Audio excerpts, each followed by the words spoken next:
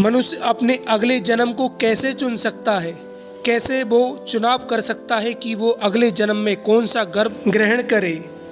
आपने अक्सर सुना होगा कि मरने के बाद भी आदमी जीवित रहता है, उसकी आत्मा 3-4 दिन तक वहीं पर रहती है। ऐसा आपने अक्सर सुना होगा।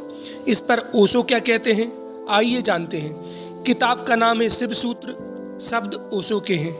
ओशो कहते हैं कि जिन लोगों ने भी जीवन और मृत्यु पर गहरे प्रयोग किए हैं, उनका अनुभव है और मैं भी उनके अनुभवों को गवाही देता हूँ कि जब तुम मर जाते हो तो तुम्हें 2-4 दिन तक पक्का पता नहीं चलता कि तुम मर गए हो।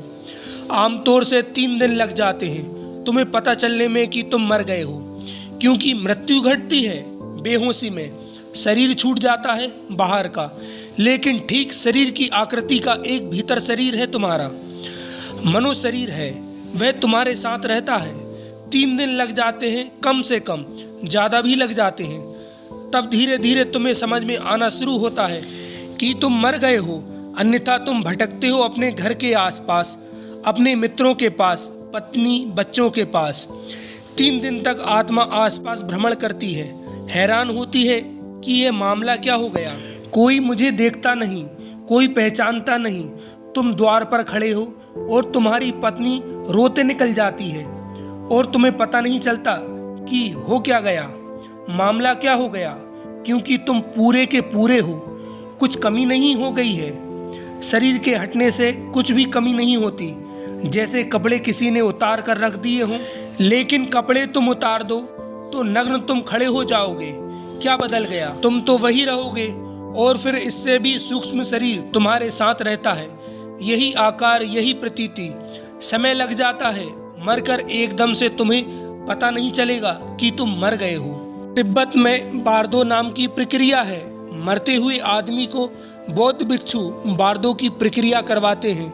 जब वह मर रहा होता है तब वे उसे सब सुझाव देते हैं कि देख, अब तेरा शरीर छूट रहा है, अब तू स्मरण से भर कि तेरा शरीर छूट रहा है, अभी ये देह हट जाएगी, तू स्मरण कर, तू होशपूर्वक मर कि अब तेरे साथ जो देह है वह देह भौतिक देह नहीं है, सूक्ष्म देह है।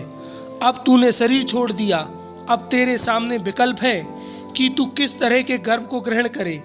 ऐसा सब सुझाव बार्दो की प्रक्रिया में मरते हुए आदमियों को दिए जाते हैं और इसके अगले जन्म को प्रभावित किया जा सकता है कि कैसा गर्भ ग्रहण करे और इसे इस जन्म के मोह और आसक्ति से मुक्त किया जा सकता है। और इन क्षणों में इस आदमी को पूरी याद दिलाई जा सकती है कि तू शरीर नहीं है, जो कि और किसी क्षण में याद दिलाना बहुत कठिन है, क्योंकि अब यह पाएगा कि मैं हूँ और शरीर अलग पड़ा है। और भिक्षु कहेगा कि देख, अब तू ऊपर है और शरीर नीचे पड़ा है, गौर से देख, इसी शरीर के साथ तूने अपने को एक समझ रखा था।